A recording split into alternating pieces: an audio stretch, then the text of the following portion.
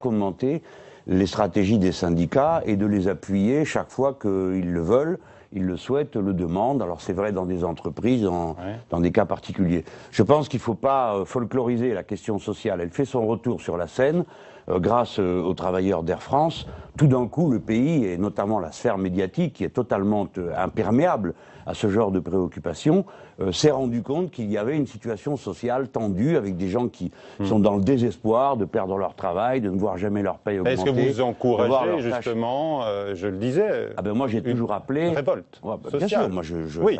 C'est mon travail. C'est votre travail. C'est mon travail de dire aux gens, ne vous résignez pas, tenez tête, défendez-vous, car si vous ne vous défendez pas, eh bien, les moutons seront tondus. Voilà ce que j'ai à dire. Je vais prendre un exemple simple. Il y a tous les ans 535 morts au travail, pas à côté du travail, mais 530 par accident du travail. Il n'y en est jamais question dans aucun média. Alors que une voiture qui brûle, fût-elle déjà à moitié brûlée, etc., c'est tout de suite un événement. Il y a donc une espèce d'indifférence qui se traduit de bien des manières. Par exemple, il y a deux poids, deux mesures au détriment des travailleurs. Totalement. Et dans la sphère publique de ce qui se voit, bien sûr, regardez, le CSA lui-même, qui n'est pourtant pas un héros de la lutte pour la liberté, a été obligé de constater dans son dernier rapport que la catégorie sociale qui apparaît le moins à l'écran, ce sont les ouvriers et employés qui sont pourtant l'immense majorité de la population active de ce pays. Il y a un mépris de classe, oui, qui se voit de toutes les manières possibles et qui a conduit d'ailleurs certaines élites à se prendre elles-mêmes à leur propre propagande. Si bien que quand a éclaté l'affaire Air France, essentiellement, la bonne société s'est préoccupée des très hauts cadres qui avaient perdu leur chemise en oubliant les 3000 personnes qui sont des salariés, leur emploi. sont des salariés aussi, par ailleurs. Bien sûr, mais ils sont très bien défendus grâce à vous et quelques autres. Mais par contre, la masse, non. La masse, on va la ramasser à 6 h du matin, sans qu'il y ait aucune raison à un abus de procédure comme celui-là. Oui, passons à autre chose, n'est-ce pas, Monsieur Grossior? Mais on ne passera pas à autre chose. Il y a un mépris de classe pour la classe ouvrière, pour les travailleurs, pour les salariés, qui se manifestent tout le temps. Est-ce que vous l'avez senti? Je vous pose la question. Est-ce que vous savez, Monsieur Grossior, que dorénavant, les gens mettent des chemises à moitié déchirées dans les manifs. Par exemple, s'ils allent aux urgences des hôpitaux, quand ils sont en lutte, ils mettent des chemises déchirées pour symboliser ce qui attend ceux qui comptent leur résistance. J'aimerais vous interroger sur la dernière prise de parole dans le domaine social de François Hollande. Je ne sais pas si vous avez senti du mépris dans sa bouche pour les travailleurs, mais écoutez ce qu'il a dit. Il a présenté l'enjeu en ces termes, c'était lundi, donc à l'ouverture de cette conférence sociale, je le rappelle, qui a été boycottée par la CGT. Le statu quo n'est plus possible. Et l'alternative, c'est la réforme ou la rupture. La rénovation du modèle social ou sa disparition. Jamais les sujets de négociation n'ont été aussi nombreux. Il ne s'agit évidemment pas de toucher au principe du Code du travail, à la durée légale du travail, au SMIC, au contrat de travail. Alors, Jean-Luc Mélenchon, est-ce qu'il dit vrai seules les réformes pourront demain sauver le modèle social français? Qu'est-ce que vous répondez? Quand il dit que le statu quo n'est pas possible. Ah ben, tout à fait. Le statu quo est insupportable. Il faudrait limiter la possibilité d'accéder à du contrat à durée déterminée pour les grandes entreprises. Il faudrait limiter le salaire des très hauts patrons et ne pas permettre qu'il y ait un écart plus grand que de 1 à 20. Il faudrait que le salaire des femmes soit celui des hommes. Le statu quo est impossible. Mais c'est pas de ça dont il parle. Non. Il parle d'aggraver la situation, c'est-à-dire d'y mettre ce qu'ils appellent dans leur blabla la flexibilité, je sais pas quoi, comment ils appellent ça. Mais bon, le président de la République, comme d'habitude, prend les gens pour des imbéciles. Il croit que depuis le temps, nous n'avons pas appris à lire les chiffres, que nous ne savons pas quelle est la situation sociale réelle, que nous ne savons pas que pour que tous les comptes sociaux soient au vert, il faudrait faire comme on a fait sous le gouvernement de Lionel Jospin, injecter de la capacité de consommation populaire qui relance la machine économique du pays. Bon, bref, il croit que nous ne savons pas tout ça. Alors, je ne sais et pas que si, nous allons laisser impressionner. Je ne sais pas si vous considérez que le chef de l'État nous prend pour des imbéciles quand il cite en exemple l'accord paritaire de la semaine dernière pour sauver les retraites complémentaires. Clairement, avec ce système de bonus-malus pour les clairement, salariés. il nous prend pour des imbéciles. D'abord, il pratique un mépris qui enrage les gens. Par exemple, il dit, bon, la CGT ne vient pas, il devrait, s'il veut vraiment se mêler de tout, puisqu'apparemment le monarque se mêle de tout, il pourrait s'interroger, c'est le premier syndicat du pays, hein. Je le rappelle. Il a déploré l'absence. Oui. Mais il dit oui, il a dit c'est facile et il y a les autres qui signent à leur place. Voilà. Est-ce que vous croyez que ce genre d'attitude pousse au dialogue? Est-ce que vous croyez que la CGT, réellement, ne signe pas pour se défausser sur les autres du soin de signer. Non, la CGT exprime un point de vue, on est pour ou on est contre, on en est d'accord ou pas, mais on n'a pas le droit de les mépriser d'un revers de main et en fait de les traiter de menteurs, parce que c'est ce qu'il fait. Et ensuite, quand il cite l'accord qui vient d'être conclu, c'est véritablement se moquer du monde, c'est de l'enfumage, car avec ce système qui, d'abord, n'est pas signé, nous allons maintenant interdire aux cadres, en particulier, et à tous ceux qui ont une retraite complémentaire, de partir à l'âge de la retraite, quand bien même ils auraient payé le nombre d'annuités, et il y aura, comme ils appellent ça, une décote, c'est-à-dire qu'ils toucheront moins jusqu'à l'âge... Alors on dit que c'est pour sauver les comptes, et que les comptes sont pérennisés. Monsieur Grossior, le jour où vous entendrez un chef d'entreprise de ce niveau, c'est-à-dire le chef de l'État qui est leur représentant du MEDEF... Ah, pour vous, c'est carrément le représentant du MEDEF. Qu'est-ce que vous voulez que je vous dise d'autre? Il applique leur politique. S'il appliquait un début de commencement d'une politique syndicale, vous pourriez dire, ah ben comme d'habitude, le pouvoir de gauche aide ses amis. Donc ben, le pouvoir actuel aide ses amis et c'est le MEDEF. Bon. Donc il se moque de nous, bien évidemment. Il essaye de faire passer ça pour un bon accord. Donc les gens qui m'écoutaient, vous avez tous compris, le dialogue social, c'est on vous amène une feuille, vous signez, vous êtes licencié. La réforme, ça veut dire on vous prend ce que vous avez. Voilà ce que les mots sont devenus avec François Hollande. Donc ça va. Ah bon, nous sommes informés. Vous êtes encore plus opposant, de plus en plus opposant, plus le temps passe, j'ai l'impression. Non, mais si, non. Mais non, c'est depuis le premier jour, je vous ai expliqué qui était cet homme, quelle était sa ligne. Et à l'époque, vous étiez un certain nombre à avoir cru ses discours parce que vous n'aviez pas lu ce qu'il avait prononcé auparavant. Et François Hollande a toujours été sur cette ligne-là. Toujours. Donc c'est pas nouveau. Il a toujours eu une pensée de droite à propos du social et il l'applique aujourd'hui avec méthode. À propos justement des réformes sociales évoquées par l'exécutif, le chef de l'État, mais également Manuel Valls, on le sait, la prochaine étape, c'est la réforme du Code du travail. Est-ce que là, vous avez une inquiétude? Alors, vous dites que François Hollande, c'est le chef du MEDEF. On va écouter le président du MEDEF, Pierre Gattaz, qui, lui, exprime ses attentes. On l'écoute. Le modèle social français a vécu. Nous sommes dans un monde qui bouge encore une fois. Et donc il faut adapter, si vous voulez, ce modèle social aux grandes mutations. Il faut en effet qu'on réforme la législation du travail. C'est le but du rapport Combrexel. Le Code du travail, la législation du travail. Ce sont les travaux du rapport Combrexel. J'en attends beaucoup. Ce que j'espère, c'est que ce gouvernement aura le courage d'aller jusqu'au bout du rapport Combrexel pour en effet faire que l'accord d'entreprise, ou à défaut l'accord de branche, soit prioritaire sur le Code du travail, qui devrait être réduit à une cinquantaine d'articles clés. Voilà, Pierre Gattaz, il veut un code du travail de 50 pages et il compte sur le courage, dit-il, du gouvernement. Bien sûr, cette extrême lâcheté serait à ses yeux du courage. Mais je vais vous proposer une autre chose, monsieur Gattaz. Je vous propose que dans chaque rue, il y a un code de la route différent pour tenir compte des gens qui habitent le long de la rue. Je vous propose que... on ait une grammaire différente suivant les gens, parce qu'après tout, chacun veut bien parler comme il veut. Tout ça est absurde, c'est prendre les gens pour des imbéciles.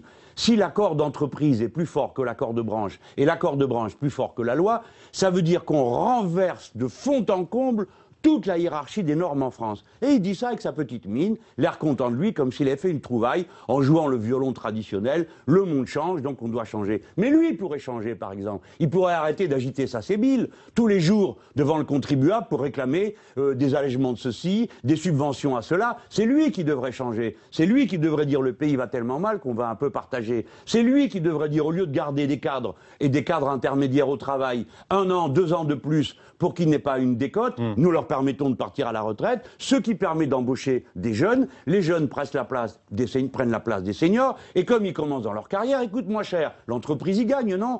Mais ils sont tellement radins, tellement râteaux, qu'à l'idée de partager pour les retraites complémentaires et de mettre la main à la poche, ils préfèrent se couper les doigts que de mettre les doigts sur leur portefeuille. Pourquoi, monsieur Grossior? Trouvez-vous normal que ce bel accord, dont le président se régale, soit payé à 90% par les salariés et le reste, c'est-à-dire quelques millions, par le patronat? C'est un accord paritaire, je le rappelle. Non, mais c'est un accord paritaire. D'abord, il n'est pas signé. Deuxièmement, la décision n'est pas paritaire, puisque 2 syndicats, et pas des moindres, FO et la CGT, sont contre. Donc ça fait un drôle de paritaire. Qu'est-ce qui est paritaire, à part la chaise et le fauteuil et la table autour de laquelle on s'assoit? Je vous en prie, monsieur Grossior, restons sérieux. Dans cette affaire, le patronat refuse de payer, je parle évidemment du grand patronat, parce que les autres, on ne leur demande pas leur avis. Car il y a aussi une chose qui est extraordinaire, monsieur Grossior, un vrai sujet. Que représente le MEDEF? Rien, zéro, même pas ce que représente un syndicat ouvrier. Vous savez pourquoi? Parce que les syndicats ouvriers, ils passent aux élections professionnelles tous les 4 ans. Le MEDEF, jamais. grâce à l'UMP qui a mis un amendement dans la loi, ils ne sont pas obligés de prouver leur représentativité. Monsieur Grossior, la dernière fois qu'on a voté pour le collège patronal, les chefs d'entreprise du secteur de l'entreprise sociale et solidaire pesaient 19% des voix. Ces gens-là, on leur demande jamais leur avis dans une négociation paritaire. À propos de la réforme... Alors vous voyez bien, Monsieur Gattaz est une espèce de diplodocus qui arrive directement du passé, avec les pensées du passé, les méthodes du passé, et une mauvaise foi absolument aveuglante, puisque ce qu'il dit est le contraire de ce qu'il faudrait faire pour ce pays. Il le sait très bien. Ça sert ses intérêts, ça ne sert pas l'intérêt général. Est-ce qu'il faut redouter tant que cela un toilettage du Code du travail ? Vous avez trouvé la question provocante peut-être. À partir du moment où François Hollande dit on ne va pas toucher à 3 verrous, c'est le SMIC qui est la durée du travail et qui est le contrat. Oui, bien sûr. Mais je ne le crois pas. Car M. Gattaz ne demande pas qu'on toilette le Code du travail. Qu'est-ce que c'est que cette histoire? Vous voulez toiletter aussi l'annuaire pendant que vous y êtes. Il y a trop de pages, donc il y a à supprimer des numéros. Tout ça est grotesque. On voit régulièrement des guignols venir avec une pile de papier en disant « Regardez, il y a tout ça dedans ». Ben, vous n'avez qu'à regarder la notice de votre machine à laver. Hein. Elle aussi, elle est épaisse. Alors vous pourriez la toiletter. On se moque du monde tout le temps. Il n'y a pas besoin de toiletter le Code du travail. Il l'est en permanence. Les assemblées travaillent dessus. J'ai été parlementaire assez longtemps pour le savoir. Oui. Alors, je me souviens, vous avez été parlementaire très longtemps. Je me souviens parfaitement, vous le savez, Jean-Luc Mélenchon. Des lois sociales. Absolument. Alors, vous avez dit un jour, il n'y a pas très longtemps, que François Hollande était pire que Nicolas Sarkozy. Hein. Et pourtant, on a entendu François Hollande, c'était lundi matin, dire qu'il était en quelque sorte l'anti-Sarkozy. Pourquoi? Parce que lui respecte les corps intermédiaires, les fameux syndicats. Et alors, qu'est-ce que je suis censé faire? Une question ou une affirmation? Vous contestez sa propre affirmation? Bah, évidemment, ça, je viens de le démontrer, je crois. Est-ce que c'est respecté? Attendez, M. Grossior. J'ai dit qu'il était pire, non pas à propos de sa manière de parler aux gens, il est égal à lui-même, c'est-à-dire qu'il se moque de tout le monde. Mais on parle du fond.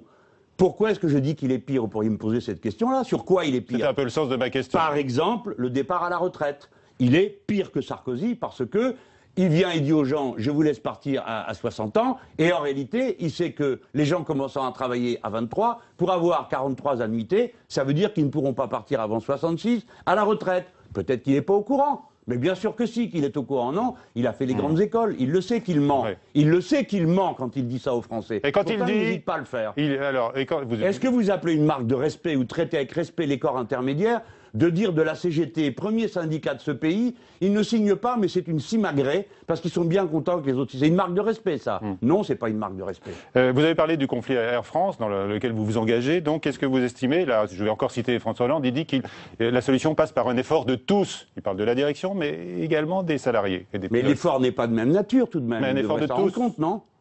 Quel est le genre d'effort vous voulez que les gens fassent? Sur la productivité, le nombre d'heures travaillées. Vous connaissez la problématique concernant les pilotes, monsieur Grossior, non, mais je vous pose une question. Non, mais j'ai compris que vous me posiez une question, ne vous inquiétez pas, je ne vais pas trop vous harceler, mais je pourrais, hein, notez-le bien.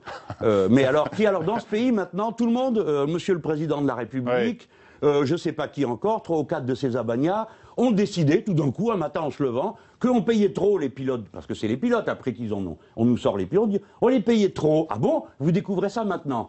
Et alors, on va leur demander de faire des heures de plus, parce qu'eux, en plus, ils sont médecins du travail, Monsieur Hollande et les autres abagnats. Donc, ils savent que ces gens-là se reposent trop, ils peuvent se reposer moins.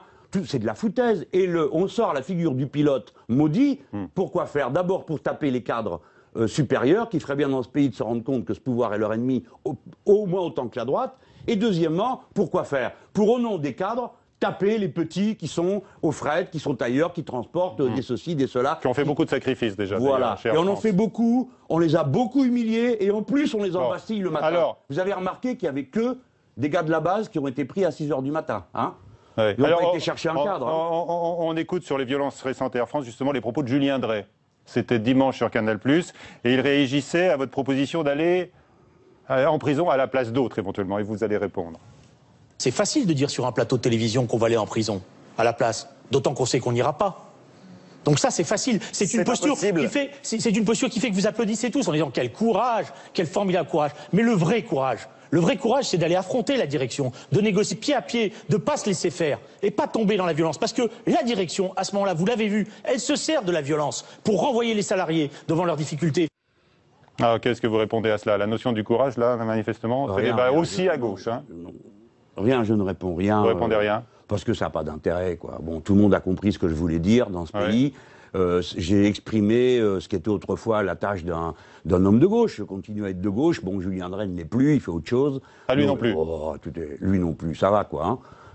Bon, est-ce que vraiment il est la personne la mieux qualifiée pour parler du risque d'aller en prison dans ce pays? Allons. Bon, donc, prenons les choses comme elles sont. Il a fait son numéro, il est devenu le garde-churme en chef de la direction du parti.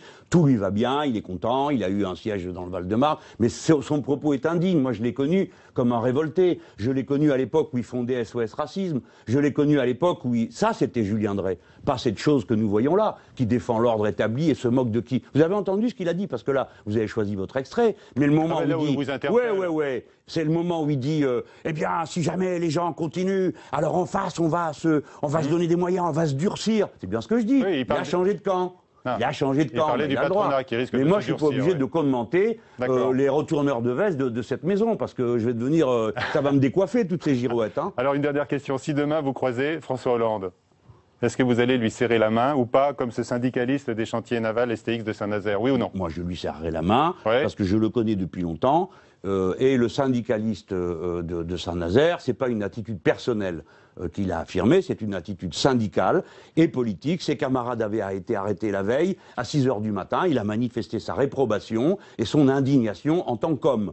Et il a refusé ce geste normal qu'un homme, une personne, fait à une autre. Attendez, il lui a refusé un geste normal parce que le président de la République lui a refusé l'attitude normale qui eût été celle du chef de l'État, qui aurait consisté à dire arrêter des gens à 6 h du matin alors qu'on aurait pu les convoquer, et qu'un ministre de mon gouvernement, M. Cahuzac, lui n'a pas été interpellé à 6 h du matin, eh bien je comprends que vous soyez indigné. Mais comme le chef de l'État n'a pas su avoir cette parole humaine, fraternelle à l'égard des travailleurs, eh bien ils le lui rendent. Et ils ont raison. Et ceux qui ne lui serrent pas la main, je ne leur jette pas la pierre. Très bien. Mais en tous les cas, vous continuerez à lui serrer la main quand vous le croiserez. Mais sinon, vous seriez là tous après moi, pourquoi vous lui serrez pas la main, etc. Je vous dirais. Ah ben vous les voilà prévenus. Je vous dis, bon voilà, alors, allez. Je le croise, il me sourit, il me tend la main, je vais la lui tendre. Mais ça ne voudra pas dire pour autant que j'ai envie de l'embrasser, croyez-moi. Ça, on l'a bien compris, je crois, hein, après tous les mots que vous avez utilisés pour le qualifier. Hein. Deuxième partie de Preuve par 3, Jean-Luc Mélenchon.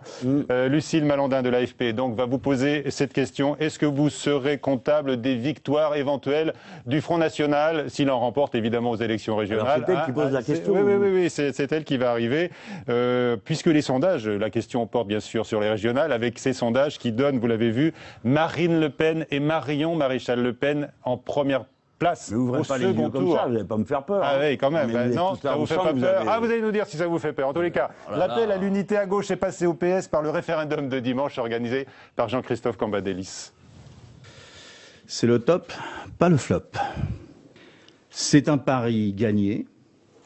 L'unité a de la dynamique. Ceci est visible tout à la fois sur le terrain, mais aussi dans les sondages qui ont été organisés sur le terrain de l'unité. On le voit dans tous les électorats. Et la division est en recul. Voilà, Lucille Malandin est donc là maintenant pour vous poser cette question, Jean-Luc Mélenchon. Alors vous venez d'entendre Jean-Christophe Cambadélis qui espère faire bouger les lignes à gauche. Sinon, s'il n'y arrive pas, est-ce que vous serez comptable des victoires du FN éventuelles là au régional? Commençons par dire une chose qui me paraît assez évidente. Les responsables d'un résultat électoral, ce sont les électeurs. D'accord? Donc les électeurs ne sont pas des marionnettes dont nous disposons dans nos bureaux avec des boutons où nous appuierons toi vote pour ci, toi vote pour là. Donc nous parlons de qui les électeurs? Le peuple français. Donc qui est responsable du résultat des élections? Le peuple français. Quel est l'enjeu dans une société démocratique? Les partis doivent convaincre, ou les organisations, ou les candidats. Donc si le Front National l'emporte, c'est que nous ne sommes pas en état de convaincre. Donc posons-nous la question de savoir. D'offre également. Posons-nous la question de savoir pourquoi nous, je dis nous, je suis bien gentil, qui est le nous, ne convainquons pas, bien sûr. Et c'est là que le problème se pose. Vous venez d'en avoir la démonstration. Jean-Christophe Cambadélis dit, alors voilà, ou bien c'est l'union, ou bien c'est la division. Et au savoir, à peu près l'équivalent de dire où c'est le jour ou c'est la nuit, il a fait cette découverte. Ou bien c'est l'union, ou bien c'est la division. Il ne se demande pas pourquoi c'est la division, il nous ordonne d'obtempérer et de venir faire de la figuration sur les listes socialistes. Mais si les gens se détournent des partis socialistes, UMP et compagnie, Pourquoi? C'est bien, il y a bien une raison. Pourquoi irions-nous épouser ceux-là même que les gens rejettent? C'est absurde. Donc, si Jean-Christophe Cambadélis avait dit, écoutez, quelles sont vos conditions pour faire l'union? S'il m'avait demandé, quel est le tarif d'entrée pour l'union? C'est ce qu'il a probablement demandé un certain nombre de verres et dans certains cas, au Parti communiste. Non, mais je ne sais pas qui a accepté. Je ne crois pas, les communistes ne m'ont pas accepté quoi, madame? De figurer aussi sur des listes PS. Dans certaines régions. Dans quelle région? Je pense à la Bretagne. Non, ça ne se fera pas. Non. Mais vous étiez qu'est-ce que vous racontez, la Bretagne? Non. Non, écoutez-moi. Je ne sais pas ce qu'il a dit aux uns et aux autres, je sais ce que je peux répondre moi. D'accord? Moi, je ne parle pas, d'abord, je n'accepte pas qu'on me prenne pour un nigaud. Il a créé lui-même 13 régions qui n'existaient pas avant. Aucune structure de parti ne correspond à ça, aucune structure de l'État. Il a fait ça après avoir démantelé le sens des conseils généraux, appelés dorénavant assemblées départementales. Donc cet homme a fracassé la démocratie, les cadres traditionnels de la démocratie dans notre pays. Donc venez pas me raconter qu'il y a 13 élections régionales. Ce n'est pas vrai. Quand on habite Guéret, on est dans la même région que Biarritz. C'est de l'enfumage, du foutage de gueule, point barre. Et ceux qui disent autre chose sont des menteurs. Donc, malgré ça, il y a ces élections. D'accord? Si on m'avait dit, il y a un risque, d'abord le risque, ça commence à bien faire. Alors vous savez, le risque, il est là. Hein. Mais je ne comprends pas. Mais Madame Le Pen et le Front National, ce n'est pas un parti interdit, non, sauf erreur. Alors, c'est quoi votre affaire? Est-ce que la gauche va pouvoir se maintenir systématiquement au deuxième tour? Alors, mais ça, nous n'y sommes pas au deuxième tour. Nous allons voir si ceux, d'abord, qui arrivent en tête. Parce qu'il y a quelque chose que vous avez l'air d'ignorer, c'est que les socialistes, quand ils ne sont pas en tête, ils ne se désistent pas. À Grenoble, au deuxième tour, les socialistes ne se sont pas désistés, alors que nous étions en tête. Alors de quoi on parle? Qui est responsable de quoi là-dedans? Le Front National est un parti légal. Pourquoi ne se sont-ils pas désistés? Je les comprends. Parce que nous avions dit, c'est notre ligne qu'on appliquera, pas la vôtre, parce que c'est nous qui sommes en tête. Alors ils ont dit, nous restons sur notre ligne de droite et nous voulons continuer contre vous pour vous empêcher de gagner. Ils préféraient faire gagner la droite que de faire gagner la gauche à Grenoble. Et maintenant, ils viennent nous donner la leçon. Le Parti socialiste est comparable à une liste du Front National. Mais pourquoi voulez-vous me faire dire des choses absurdes? Bien sûr que non, que c'est pas la même chose. Mais de quel droit, au nom du fait que ça n'est pas la même chose, ils vont avoir le droit de venir à me mettre le revolver sur la tempe et me dire « vote pour nous, défais tes listes et viens vite avec nous » de peur du Front National. Si on fait ça, le Front National sera sans doute plus puissant. Pourquoi? Parce que les gens diront « la seule manière qu'on a de fiche tout ce bazar par terre, c'est de voter pour eux. » Eh bien moi, je voudrais qu'on fiche tout ce bazar par terre avec les valeurs de l'humanisme, de la fraternité et le refus de la logique de guerre civile qui est celle de Madame Le Pen. J'ai le devoir de le faire. Pas simplement, c'est pas une foucade de ma part. C'est le devoir politique d'un homme de gauche d'agir de cette manière. Nous avons le devoir d'exister en dehors d'eux, qui sont les fossoyeurs de la gauche, qui ont volé les mots, qui ont abîmé l'esprit public, et qui sont des gens qui prennent en otage. Vous avez entendu, tout à l'heure, vous me citiez Drey. Vous l'avez entendu, Drey, dans cette bande sonore qui traînait sur Internet. On l'a mis un peu en valeur. Il les traite lui-même de manipulateurs. Il dit ce sont des menteurs. Ils vont essayer de faire peur aux gens pour les obliger à voter pour eux. Nous ne participons plus à cette mascarade, que ça soit bien clair. Donc, vous estimez que le principe du revolver sur la tempe demeure, même après ce référendum qui a quand même reçu... Encore plus, parce que pendant le référendum, qui est d'ailleurs il se contente de peu. Moi, je me suis pas... C'est pas un top?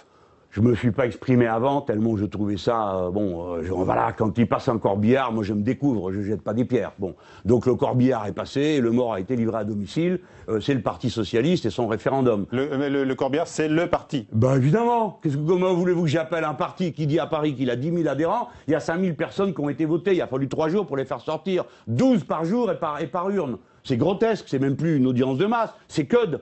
Vous le comprenez, ça? Non, mais tout le monde fait semblant. Pourquoi? Ça occupe l'actualité du dimanche. Mais ça n'a aucun sens politique. Et à la fin de cette histoire, il vient nous prendre à partie, il dit ça prouve que les gens à 89% veulent l'union. Non, pas à 89%, à 100%, ils veulent l'union, mais pas pour leur politique. À vos conditions. Enfin, en tous les cas, vous auriez été prêt à discuter, vous l'avez dit, Jean-Luc Mélenchon. Mais sur quel point? Non, attendez. J'ai dit, si la discussion c'était ça, c'est-à-dire on respecte les gens, on aurait été embêtés d'ailleurs, parce que nous, on n'a aucune confiance en eux. Mais bon, on aurait parlé. On aurait été... Mais bien sûr.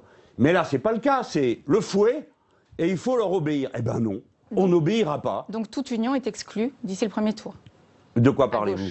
On parle des régionales. Hein. Mais non, ça y est, les listes sont faites. Oui, bien sûr, mais bon. Donc au premier tour, il y aura des listes.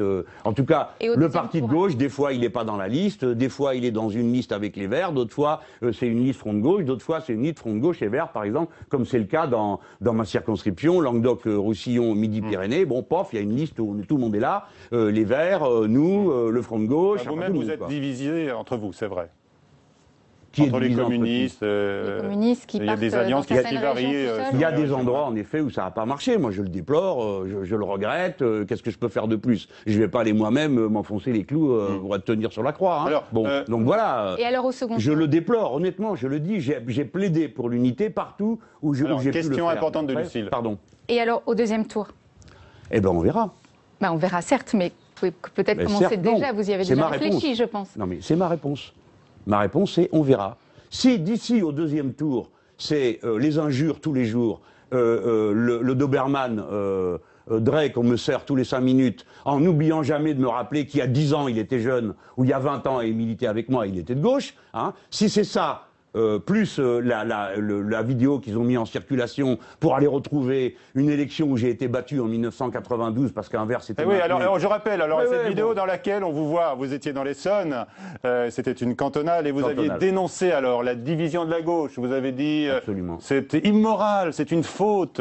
Aujourd'hui, on vous reproche de ne pas respecter l'union. Mais monsieur Grossior, il y a 30 ans, vous n'étiez pas le même homme, et ben moi non plus.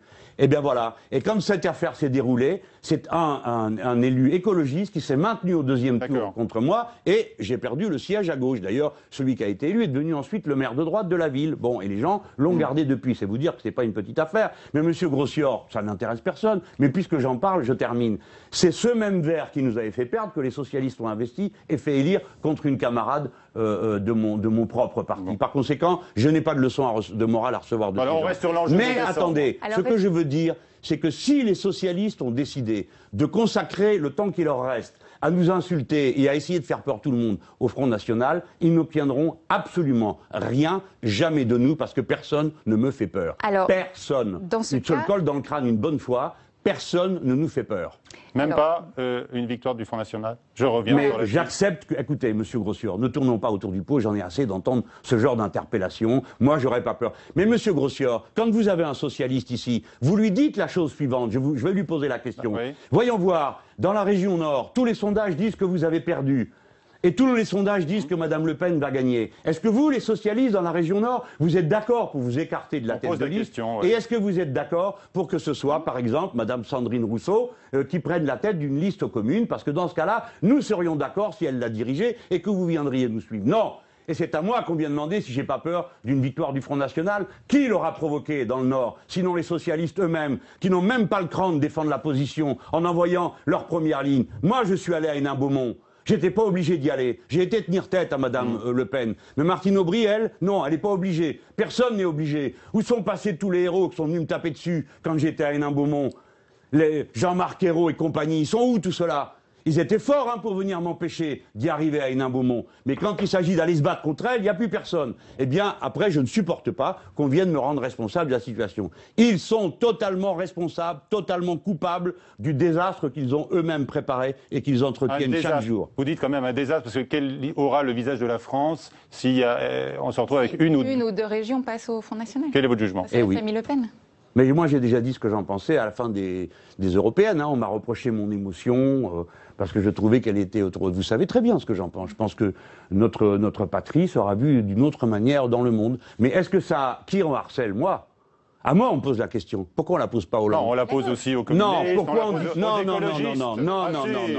On la pose à tous. Oui. Alors, on va vous poser une question. Mais quand ils vous parlent d'unité, pas une fois vous leur avez dit, mais l'unité de qui? Avec quoi? Pourquoi faire? Non.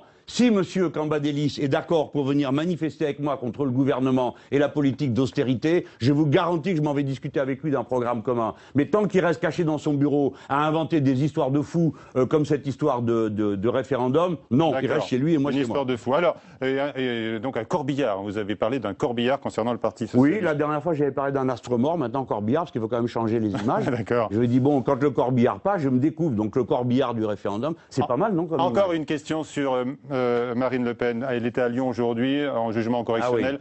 pour ses propos sur les prières de rue et qu'elle avait décrites comme une occupation. Elle ne retire rien, elle a prévenu en arrivant, on l'écoute et vous réagirez car on a la réquisition du procureur. Ceux qui me traînent devant le tribunal correctionnel prennent la responsabilité de cela.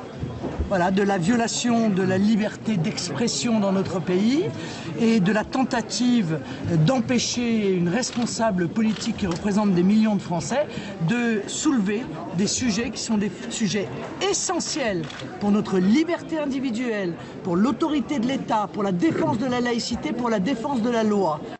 Alors, votre réaction, sachant que donc, la relaxe a été requise par le procureur qui estime que Marine Le Pen parlait ce jour-là d'un certain nombre de personnes et pas de toute la communauté musulmane. Ce sont ses arguments. Alors, il y a deux choses à considérer. Il y a d'abord ce qu'elle vient de dire. Oui. C'est naturellement une provocatrice et une menteuse, car elle exhibe de la laïcité. Or, les prières de rue contre lesquelles elle a protesté sont des prières de rue de musulmans. J'ai jamais dit, moi, j'approuvais les prières de rue. Je désapprouve toutes les prières de rue. Et c'est un problème de circulation et pas de laïcité. Bien. Les prières de rue qu'elle dénonçait sont celles des musulmans. Je fais remarquer qu'à intervalles très réguliers, il y a des prières de rue de certains fanatiques catholiques, que je ne confonds pas avec le reste de l'Église catholique, devant les hôpitaux ou les endroits où se pratiquent les interruptions volontaires de grossesse. On ne se souvient pas que qui que ce soit ait jamais protesté contre ce type d'énergumènes et leurs pratiques extrêmement offensantes et violatrices de la liberté individuelle des femmes qui ont déjà à aller jusque-là dans leur propre parcours. Cette liberté-là n'a pas l'air de gêner Madame Le Pen. Par contre, la liberté de circulation dans telle ou telle rue, oui, ça lui importe. Donc, c'est une menteuse uniquement préoccupée par un état d'esprit de guerre civile anti-musulman. Voilà. Et quand on dit qu'on dénonce certains et pas tout le monde, eh bien on le fait dans des conditions respectueuses. Moi, je dénonce les prières de rue devant les centres d'interruption volontaire de grossesse, mais je proclame que je ne confonds pas ces quelques énergumènes avec les croyants catholiques de mon pays, qui sont tous bons républicains et respectueux de la liberté des autres. Maintenant, deuxième point, la relaxe. Alors, c'est le moment de vous dire quelque chose de très important. Il y a une drôle d'ambiance judiciaire autour de Madame Le Pen. Madame Le Pen, dorénavant, dit et fait ce qu'elle veut. Je vous en donne un autre exemple. Le code électoral et le code pénal punissent très durement ceux qui, quand ils sont candidats dans une élection, font semblant d'être de sorte des tracts en faisant semblant que ce soit ceux des autres. Exemple, je, parti de gauche, ferai un tract socialiste ou bien un tract UMP, évidemment racontant dedans des choses qui soulèvent le dégoût des gens. Eh bien, c'est ce qu'elle a fait avec moi. Elle l'a dit à la télévision. Donc il n'y a pas de doute sur le fait qu'elle assumait la responsabilité. Elle a été, après d'innombrables procédures de retardement, condamnée au maximum en première instance, au maximum de l'amende. Il ne restait plus qu'un point, l'inéligibilité. Elle fait appel, et en appel, relaxe. Que se passe-t-il dans ce pays? Elle assume un délit à la télévision et elle est relaxée. Elle rentre dans un tribunal et elle dit « je maintiens tout ce que j'ai dit » et le procureur demande la relaxe. Qui est le procureur? Dans le cas de mon affaire, il a dit qu'il s'en mêlait pas. L'enquête était perdue, il n'avait pas lui-même poursuivi. Alors qu'est-ce que vous voulez dire? Vous mettez qui en cause? Je mets en cause le fait que le parquet dépend directement du garde des Sceaux. Et le garde des Sceaux aurait dû donner des instructions générales concernant les élections, concernant la tenue du débat public, notamment concernant les élections, des instructions générales, je ne dis pas particulières, car à l'issue des élections de 2012, il y a eu beaucoup de questions de posées. Je vous rappelle que là, dans la circonscription d'Hénin-Beaumont, on a trouvé 18 fausses signatures qui ont été reconnues comme telles, ce qui prouve à l'évidence un complot qui n'a jamais été poursuivi. La justice vous a donné raison la semaine dernière encore contre Marine Le Pen, donc on ne peut pas dire que systématiquement... Non, mais c'était autre chose. Elle la protège, ni que Madame Taubira protégerait Madame Le Pen. Madame Taubira pourrait donner des instructions qui permettraient, par exemple, d'apurer d'une certaine manière l'atmosphère et le niveau de ce qui se dit dans ce pays. Mais en tout cas, en matière d'élection, elle ne l'a jamais fait. Ça fera donc la deuxième fois que le parquet, qui dépend directement du garde des Sceaux, propose la relaxe à propos de Madame Le Pen. Vous voulez dire qu'elle est ménagée politiquement? Absolument. J'affirme que Madame Le Pen est instrumentalisée par le système UMP d'un côté, où je ne sais pas comment il s'appelle maintenant, frauduleusement les Républicains alors que nous le sommes tous, et d'autre part par le PS, parce que c'est son principal et unique et exclusif argument de vente. S'il n'y a plus de Madame Le Pen, il n'y a aucune raison de voter PS. Vous parlez de François Hollande. Mais enfin, François Hollande nomme les parquetistes, non, sauf erreur. Est-ce qu'il n'a pas le pouvoir de les nommer? C'est une accusation très grave qui vise en plus le chef de l'État qui se présente comme le rempart du... Mais attendez, n'en rajoutez pas pour faire du buzz, monsieur Grosceur. Une accusation très grave, on fait de la politique, on explique ce qui se passe. Bon, oui ou non, les parquets dépendent-ils du garde des Sceaux, monsieur Grosceur? Vous avez fait des études de droit, je le sais. Oui, ils en dépendent, n'est-ce pas? Oui. Donc, est-ce qu'un procureur qui a une affaire pareille dit « Ah ben tiens, parce que dans ce pays, les procureurs, heureusement, ne sont pas indépendants. Ce sont les avocats. » Vous avez dit tout à l'heure, il y a un menteur à l'Élysée, il y a quelqu'un qui tire des ficelles aussi. Quand on oui, bien sûr. Mais écoutez, personne ne peut croire au profit du FN. Mais bien sûr, est-ce que vous croyez qu'un parquetiste, c'est quand même quelqu'un de sérieux, un juge, comme ça, tout seul, ne prend aucun conseil, aucun avis et décide qu'il y a relax. Donc, relax pour Madame Le Pen à Douai, relax pour Madame Le Pen à Lyon, dans 2 cas où elle risque l'inéligibilité. Parce que dans les affaires où elle ne risque pas l'inéligibilité, là, elle peut être condamnée. Le gouvernement étant socialiste, le chef de l'État étant socialiste, vous dites en gros que François Hollande veut garder Marine Le Pen comme candidate adversaire dans la perspective de la présidentielle de 2017. Mais madame, m'exprimais-je si mal en français qu'il y ait besoin de répéter ce que je dis sous une forme caricaturale? Est-ce que je parle mal le français? Non, on a compris. Mais, compris, non? Mais bon, comme c'est la force de votre accusation... Parce que lui-même, François Hollande, nous incite à vous faire répéter 2 mots, mais on va s'arrêter là, puisqu'on a compris ce que vous avez dit. Je ne crois pas. La force de mon accusation, elle tient à des faits. Et il est extravagant que vous ne reteniez de cela que l'accusation. Vous ne retenez pas les faits. Oui ou non, la relaxe par des parquetistes à 2 reprises sur des cas où elle risque l'inéligibilité est quelque chose qui a une conséquence politique majeure. Oui ou non? Oui, par la force des choses. Donc on a écouté votre démonstration et votre accusation. Vous êtes trop bon. Merci Lucille. Perrine Tarnaud arrive maintenant. Merci. Jean-Luc Mélenchon pour la 3e partie de Preuve par 3 avec cette question, parmi d'autres d'ailleurs relevant de la politique internationale et européenne, à propos de la Syrie. Est-ce que vous faites confiance à Vladimir Poutine? Le ciel de Syrie depuis plusieurs semaines maintenant est donc partagé par les avions de la coalition menée par les États-Unis avec la présence française bien sûr et de l'alliance russo-syrienne avec des objectifs militaires et diplomatiques qui poussent à la division. On écoute François Hollande, notamment sur le sort du président syrien et son jeu. L'intervention russe, de ce point de vue, peut consolider le régime, mais ne sauvera pas Bachar. Il est très clairement dit que Bachar al-Assad ne peut pas être l'avenir. Ça veut dire quoi? Ça veut dire qu'il partira. C'est ça que ça veut dire. Et on est tous, de ce point de vue, d'accord. Alors certains pourraient dire partir tout de suite, partir au milieu, partir à la fin. Ce qui est important, c'est de dire qu'il n'est pas l'avenir. Et donc à partir de là, il faut aller le plus vite possible vers cette transition politique. Perrine Tarnaud donc nous a rejoint avec cette question sur la Syrie. Oui, bonsoir Michel, bonsoir Jean-Luc Mélenchon. Alors est-ce que vous faites, pour reprendre la question de Michel Grosceur, est-ce que vous faites confiance à Vladimir Poutine pour nous débarrasser du groupe État islamique? De qui doit-on se débarrasser, s'il vous plaît? Du groupe État islamique en Syrie. Est-ce que non, parce que suivant les moments, les minutes et les heures, les alliés changeant, on ne sait pas très bien qui veut se débarrasser de qui. On a changé de terrain. D'accord. Non, mais je sais, je parle très bien, je sais de quoi vous parlez, ne vous inquiétez pas. Hein. Voilà. Donc, mais quand on parle de la Syrie, je fais remarquer, je commence par vous faire remarquer que Al-Qaïda est l'allié des alliés, parce que paraît-il, c'est comme ça qu'on les appelle, de François Hollande, de M. Obama et de quelques autres. N'est-ce pas? Al-Qaïda est allié sous le nom Al-Nosra, mais les mêmes, nous les bombardons en Afghanistan parce qu'ils sont méchants. En Afghanistan, ils sont méchants, mais en Syrie, ils sont gentils. Alors, Daesh est méchant en Syrie, mais redevient gentil quand il s'attaque aux Kurdes. Vous savez, c'est un méli-mélo où on se moque des gens. Hein. Que se passe-t-il là-bas? Toutes les grandes puissances ont les doigts dedans. Et les principaux financeurs de la région, c'est-à-dire Qatar, Arabie Saoudite, Turquie, qui sont les grandes puissances du coin, la grande puissance, et Iran. Et c'est une guerre, tout ce qu'il y a de plus classique et conventionnel, d'influence, pour détruire des pays qui posent de manière séculaire des problèmes aux monarchies du Golfe et aux Turcs et aux Iraniens, pour des raisons que nous allons épargner à ce plateau à cet instant. Donc, de quoi me parlez-vous et que me demandez-vous au juste? Qui a la meilleure stratégie en Syrie? Est-ce que ce sont les alliés, la France, les États-Unis par exemple, ou alors Vladimir Poutine qui a décidé d'intervenir de son côté, notamment au sol en Syrie? Voilà. Alors, clairement, la stratégie américaine et française est en flop total. Parce que Daesh, qu'on devait contenir à un endroit, se retrouve à l'autre. Je vous signale que la dernière fois qu'on les combattait, c'était en Irak. On les retrouve là, donc c'est un échec total. Et on est censé les avoir frappés je ne sais combien de fois en Irak. C'est curieux, ces gens résistent aux bombes avec une vigueur inouïe. D'accord? Bon, les voilà en Syrie. Maintenant que les voilà arrivés en Syrie, on recommence la même comédie. Tout ça n'a débouché sur rien. Les Russes sont arrivés, et que voit-on? À peine arrivent-ils, se donnant pour objectif de frapper Daesh, y parvenant avec un certain succès, qu'ils se font reprocher de bombarder les opposants et la population civile. Les opposants. C'est notamment ce que dit aujourd'hui une ONG, hein, qui sur le nombre si de c'est personnes... une ONG, doit-on la croire pour autant? Mais pourquoi pas? Pourquoi pas, en effet, vous avez raison, alors pourquoi pas me croire moi?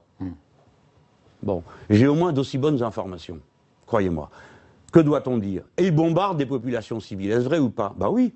Vous connaissez une guerre où on bombarde et où les civils ne reçoivent pas de bombes? Ça n'existe pas. La preuve, les bienfaisants intervenant au Yémen, qui eux, vous le savez, ne font que du bien aux 40 000 personnes qu'ils ont tuées. Eh bien, eux, ils bombardent des noces. Quand on est en Afghanistan, on bombarde des hôpitaux. Mais là, non, comme c'est les gentils, on n'en parle pas. On va parler de ceux qui éventuellement... Selon l'ONG que vous contestez, la Russie bombarderait surtout des rebelles. Ceux-là même qu'on célébrait, hein, quand il y a 4 ans, ils se sont levés contre Bachar el-Assad. Moi, je ne les ai jamais célébrés. Donc je ne comprends pas pourquoi... Vous ne croyez pas l'opposition modérée à Mais ça n'a pas de sens. Des islamistes modérés, vous avez vu ça où, vous? Oui, ça existe, à part dans vos canards. Ça n'existe pas. Sur le terrain, c'est sauvage comme les autres. Dans la bouche de nombreux dirigeants occidentaux, ça existe. Oui, ça existe. Suivant les mois, ça change. Je viens de vous dire à l'instant que les modérés, c'est Al-Qaïda. Il n'y a même pas 2 mois, on les traitait de terroristes. Et on les bombarde en Afghanistan. On se moque du monde. Donc pour être clair, Vladimir Poutine a la bonne stratégie en frappant indistinctement, peut-être plus d'ailleurs, Al-Nosra que le groupe État islamique. Vous ne savez pas ce qui se passe. Vous savez ce qu'on dit dans le métier de journaliste, que quand il y a une guerre, la première victime, c'est la vérité. C'est une guerre. Donc vous ne savez pas ce qui se passe. Ce qui est absurde, c'est le comportement d'un certain nombre de gens qui se sont pris les pieds dans le tapis. Je voudrais rappeler une chose. Tout à l'heure, le président François Hollande parlait de Bachar. Bachar, c'est son prénom. Son nom, c'est Monsieur El-Assad. C'est à peu près comme si Bachar el-Assad disait « François a tort hein ». Bon. Eh bien, il dit qu'il faut faire partir Monsieur Bachar el-Assad. Vous avez entendu comme moi. Vous n'êtes pas d'accord? Est-ce que la solution passe par Bachar el-Assad? Je vous signale que les Russes ont signé un accord, déjà en 2012, dans lequel tout le monde était d'accord pour qu'il y ait une transition démocratique avec un gouvernement d'union nationale. Pourquoi n'y en a-t-il pas eu? Parce qu'à ce moment-là, les Français et les Américains ont décidé que cet accord ne leur convenait pas. Donc il n'est pas vrai maintenant quand François Hollande dit il partira au début, au milieu ou à la fin, peu importe, il partira, il a fait exactement le contraire et rendu impossible cette solution. La solution qu'il évoque, c'est celle que les Russes ont mis au point cet été avec une série de pays qu'ils ont rencontrés. Et je vous signale que quand vous dites les alliés, vous parlez d'occidentaux qui sont très éloignés du théâtre des opérations et que sur place autour des Russes, vous avez des gens qui, eux, sont présents localement, c'est-à-dire une série de pays dans le secteur. Donc admettez qu'il y a là une situation assez embrouillée pour qu'on s'évite. Pourquoi j'en parle comme ça? Après tout, je pourrais très bien dire c'est pas mon affaire. C'est qu'il y a un risque d'embrasement absolument terrifiant. Il y a un risque de guerre mondiale dans cette affaire. Quand j'entends les Anglais dire qu'ils prétendent bombarder les avions russes qui violeraient l'espace ou je sais pas trop quoi, ce sont des fous de faire ça.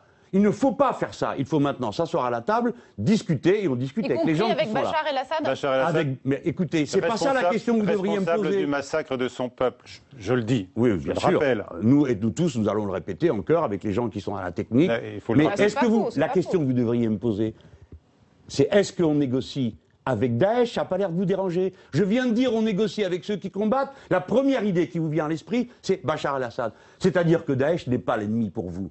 Pour vous tous, l'ennemi essentiel, vous ne savez même plus pourquoi, c'est Bachar el-Assad, et vous pensez que l'objectif prioritaire, c'est de le faire tomber à n'importe quel prix. On n'a pas dit ça. Eh bien moi, je ne suis pas d'accord pour qu'il tombe à n'importe quel prix. Je suis pour qu'il s'en aille et pour qu'il ait un gouvernement d'union nationale. Mais il s'en ira quand les circonstances seront réunies pour que ce soit un accord honnête. Sinon, vous aurez la Libye bis. C'est ça que vous voulez? On a compris. Ah bah ouais, heureusement vous avez compris. Une question sur la France. Exactement, sur la stratégie de la France en Syrie qui a décidé de frapper des cibles prioritaires, notamment des camps d'entraînement où se trouvent des Français partis là-bas faire le djihad. Est-ce que vous êtes pour ces éliminations ciblées au nom de la légitime défense? L'argument de la légitime défense n'est pas fondé. C'est un argument de grande puissance. Moi, j'évite toujours de critiquer l'action de nos armées une fois qu'on est engagé. Je dis avant ce que je pense que c'est une erreur. Je l'ai dit au début. Hein. Bon, maintenant, ils font leur travail. Vous dites, vous, qu'ils bombardent des camps d'entraînement. Et en plus, vous avez appris qu'il y avait des Français dedans. Donc, je vous félicite pour la qualité de vos informations. Moi, je ne sais rien de tout ça. Je sais que l'aviation française frappe un certain nombre de cibles. Je suis sûr que les militaires les ont bien choisis. Mais tout ça, la solution dans ce genre de situation est rarement militaire. Tout le monde le sait. Si la situation était militaire, nous devrions connaître la paix, le bonheur et la joie en Libye, ainsi qu'en Irak, ainsi qu'en Afghanistan. Et là-bas, partout, nous avons défendu des grandes causes très intéressantes, très intelligentes. Le résultat au prix d'un chaos indescriptible, de souffrances épouvantables et de flots d'immigrés dont vous savez tous que ces pauvres gens fuient quelque chose que plus personne ne contrôle. Alors on en parle justement, oui. D'autant que le flux s'accélère ces dernières heures. Alors Angela Merkel et toute l'Europe fait aujourd'hui les yeux doux à la Turquie, justement pour endiguer ce flot de réfugiés. C'est une honte. Est-ce qu'il faut ouvrir, selon vous, grand la porte de l'Union européenne à la Turquie? Non, de toute façon, ça n'a pas de sens. Il y a des procédures pour entrer dans l'Union européenne, il y en a au moins, au minimum, si ça marchait bien, pour au moins encore 5 ou 6 ans. Mais est-ce qu'il faut accélérer, peut-être, au nom d'un accord avec la Turquie, voilà, pour endiguer ce flot de réfugiés? Il y a deux questions. Qu'est-ce qu'on est en train de faire avec la Turquie? Encore une fois, de la politique à courte vue. Comme on déclenche des flux de migration, il n'y a pas quelqu'un qui veut les arrêter avant qu'ils arrivent chez nous. Donc on est prêt à n'importe quoi. Donc on va soutenir le régime turc, qui lui, au lieu de combattre Daesh, bombarde les Kurdes, qui eux combattent Daesh. Vous vous en souvenez de ça? La Turquie est membre de l'OTAN. On croyait que les membres de l'OTAN étaient alliés pour faire la guerre en Syrie à Daesh. Non, la Turquie fait la guerre aux Kurdes qui font la guerre à Daesh. Il faut quand même rappeler ces choses-là. Deuxièmement, la Turquie, le gouvernement turc actuel, pratique une politique extrêmement agressive contre la démocratie et les partis de liberté en Turquie, et c'est ces gens-là qu'on va les soutenir. Donc le voyage d'Angela Merkel ce week-end à Istanbul, c'était de la précipitation alors? Je pense qu'elle est en train de s'affoler. Je pense qu'elle se sent un rôle un leadership en Europe que personne ne lui a demandé de faire. Pourquoi c'est elle qui y va? Au nom de quoi? Qui l'a mandaté? Est-ce qu'elle engage la France? Bon, par la force des choses, M. Hollande, toujours d'accord avec elle. Mais c'est pas le sujet le plus important. C'est un sujet important, je vous le concède. Mais regardez, comment a-t-elle pu? C'est pas ça le plus grave, le plus honteux, le plus immoral. C'est quoi? C'est qu'elle ait osé dire aux Grecs, on est capable de réviser votre politique d'austérité si vous gardez les pauvres gens qui arrivent. Je crois que personne ne s'est rendu compte réellement de cette offre grossière. Et ce gouvernement allemand est le champion du monde de la grossièreté, de la brutalité. Il y a même un vice-ministre des Finances qui a dit « Ah, mais si les Grecs ne retiennent pas les migrants, on leur donnera même pas l'aide qui est prévue. » Vous dites ça d'Angela Merkel qui a ouvert tout grand les frontières de l'Allemagne aux réfugiés. C'est un fait. Écoutez, si vous êtes content, tout va bien. Non, je rappelle mais ça ne tient pas debout ce que vous dites. Ce n'est pas vrai. Non. Monsieur Grosser. Elle n'a pas été quand même parmi les pays européens celle qui a le plus et le mieux peut-être accueilli ce flot de réfugiés. Beaucoup lui reprochent aujourd'hui d'ailleurs à droite. Voilà. Vous êtes incroyable quoi. Mais la communication, c'est pas la réalité. Madame Merkel a dit qu'elle était prête à recevoir 800 000 personnes. Aussitôt, vous avez tous dit « Ah, Madame Merkel, c'est formidable ». Le point que le journal Grotesque s'est même amusé à dire. Et si seulement elle était française, peut-être qu'ils ont perdu le bon sens. Ça peut vouloir dire qu'un chancelier allemand soit français. C'est très intéressant comme idée. Enfin bref. Comme dans ce pays tout au haut de but, on est prêt à admirer n'importe qui pour n'importe quoi, on a trouvé ça génial. Et moi, j'ai immédiatement dit « Ah bon ?» Et l'année prochaine, encore 800 000, et l'année d'après, encore 800 000. Personne n'est capable de faire ça. Pas plus Madame Merkel, quelqu'un d'autre. Qui avait raison? Moi, 3 jours après, elle ferme la frontière. Dites voir, vous venez de me dire à l'instant qu'elle a ouvert les bras aux immigrés. Vous avez entendu dire qu'elle a fermé la frontière ou pas? C'est arrivé jusque dans ce studio, vous le savez. Donc arrêtez de dire qu'elle a ouvert les bras à la terre entière. Ce n'est pas vrai. Elle a, pendant 2 jours, tenu un propos complètement opportuniste en se disant « Venez par ici, les migrants bien formés, parce que nous en avons besoin pour la main-d'œuvre en Allemagne. » Et quand tout le monde a dit « Mais c'est pas possible, on n'arrivera jamais à tenir le coup, parce qu'il en arrive des milliers et des milliers », au lieu de s'occuper d'interrompre la cause du départ des gens, on en est encore empêché de vouloir les empêcher d'arriver. En faisant quoi? En restant chez les Turcs ou en restant chez les Grecs. Alors justement, sur les réfugiés en France, qu'on a une situation qui est très difficile, c'est à Calais, en quelques semaines, on est passé de 3 000 à 6 000 réfugiés. On a découvert hier que la jungle de Calais se situait en zone Seveso. Qu'est-ce qu'on fait? On évacue? Non, bien sûr que non. On en accueille encore d'autres, non? Qu'est-ce que vous en pensez? C'est ce qui se passe. C'est ce qu'ils sont en train de faire, non? Ils continuent à bombarder, à passer les accords qui font partir les gens de chez eux. C'est qui les gens qui sont là? Vous pourriez vous demander, c'est pas des réfugiés, c'est pas des nombres, ils ont des noms. Ils viennent de quelque part, ils viennent d'où à votre avis? Ils viennent de plusieurs pays. Non, ils viennent d'Afghanistan. Mais si vous voulez le voir, allez voir sur le bord du canal, à Paris, vous les verrez. Où donc encore? D'Érythrée, notamment, de Somalie. Tous des pays en guerre. Qui fait les guerres? Qui? C'est pas ces pauvres gens, non, qui sont en guerre. Demain, Bernard Cazeneuve, le ministre de l'Intérieur, est sur place à Calais. Il se rend à nouveau à Calais. Vous attendez quoi? C'est le même problème que vous me diriez. Il y a un gars qui a perdu une jambe et il a mis une jambe de bois. et la jambe de bois va pas bien, on met un cataplasme. C'est cataplasme sur des jambes de bois. Nous n'avons que des mauvaises solutions maintenant. Vous comprenez? C'est ça la nouveauté de la situation. Pardon de vous répondre comme ça, mais c'est inextricable. On continue à augmenter les raisons de partir et ensuite on va empêcher les gens d'arriver. Et ensuite chacun s'arrange pour faire en sorte que les réfugiés restent chez le voisin. Donc pratiquement cette situation devient insoluble. Où veulent aller ces gens? Ils veulent aller en Angleterre. Qu'ils y aillent. Ah oui, en ouvrant. Ben pourquoi pas? Puisque c'est là qu'ils veulent aller. Quelle est la raison de les retenir chez nous alors qu'ils veulent aller ailleurs? Dernière question sur les déboutés du droit d'asile. C'est très important ce que je suis en train de vous dire. Oui, oui. Je suis pour qu'on permette à ces gens de passer en Angleterre. Voilà. Puisqu'ils veulent aller en Angleterre, ils passent en Angleterre. Et dans le même temps, effectivement, il y a le rapport de la Cour des comptes aujourd'hui qui dit que 96% des déboutés du droit d'asile en France ne partent pas. Il faudrait y remédier. Qu'est-ce que vous avez envie de répondre à la Cour des comptes? Et que ça nous coûte trop cher. Ah oui, bien sûr. Bon, alors, c'est plusieurs questions dans une. Oui, ça coûte trop cher. Il y a juste un rapport. Les déboutés du droit d'asile ne s'en vont pas. Tu parles d'une découverte. Et on paye des gens pour trouver ça. Ils n'avaient qu'à poser la question à n'importe quel élu. C'est la Cour des comptes. Bon, évidemment, la misère engendrera toujours la migration. Les gens ne partent pas par plaisir, je voudrais vous le rappeler. Je voudrais vous rappeler que ce sont des êtres humains. Arrêtez de considérer ça comme un fléau. Comprenez que ce sont des êtres humains. Bien sûr qu'on ne peut pas tout faire. Bien sûr qu'on n'a pas la capacité d'absorber la population de tous ces pays. Mais un peu d'humilité quand même. Les Libanais accueillent des quantités considérables de réfugiés. Tout le monde accueille des quantités considérables de réfugiés. Et nous, les pays les plus riches, nous sommes là à nous disputer sur la meilleure manière de les laisser crever. On est d'accord avec vous sur le devoir et le besoin d'humanité. Merci. Au moins de comprendre de quoi on parle. Merci. Perrine. Merci à tous. Vous voyez que dans une émission, j'arrive quand même à vous tirer quelques bons sentiments. Mais je l'avais, ce sens de l'humain, je l'avais avant même. Allez, à très vite, bientôt. Je crois qu'il l'avait avant.